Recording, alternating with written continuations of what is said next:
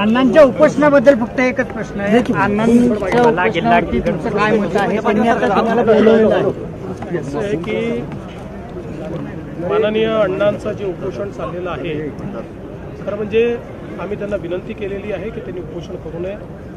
त्यांच्या ज्या मागण्या होत्या त्या मागण्या आम्ही जवळजवळ सगळ्या मान्य केलेल्या आहेत. विशेषतः लोकायुक्ताच्या संदर्भात त्यांनी जी संयुक्त समिती म्हटली होती ती बनवण्याच्या संदर्भात आम्ही त्यांना होकार दिलेला आहे. केंद्र सरकारचे जे विषय आहेत त्या विषयांच्या संदर्भात देखील त्यांना आम्ही उचित ते पत्र दिलेलं आहे. त्या सगळ्या विषयांवर केंद्र सरकारने कारवाई केलेली आहे. त्या संदर्भातलं पत्र देखील प्रधानमंत्री कार्यालय जे आहे त्याच्यातनं त्यांच्याकडे गेलेलं आहे. आणि म्हणून मला त्यांना विनंती करायची आहे की त्यांनी निश्चितपणे या ठिकाणी आता उपोषण मागे घ्यावं.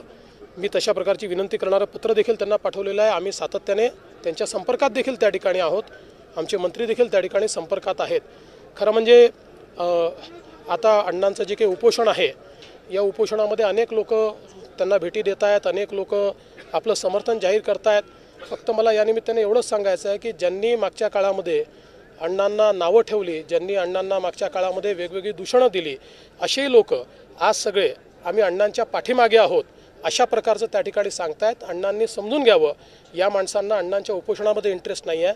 यांना हे प्रकरण भिजत ठेवलं पाहिजे आणि यांना कोणालाही अण्णांच्या तब्येतीची मला काळजी दिसत नाही. अशा प्रकारे अण्णांना या ठिकाणी खरं म्हणजे सगळ्यांनी मिळून विनंती केली पाहिजे. अण्णा हे आपल्या सगळ्यांना हवे आहेत आणि अशा परिस्थितीत त्यांचं उपोषण मागे घेण्याच्या संदर्भात सगळ्यांनी त्यांना विनंती केली पाहिजे. पण त्याऐवजी काही लोक राजकारण करतायत.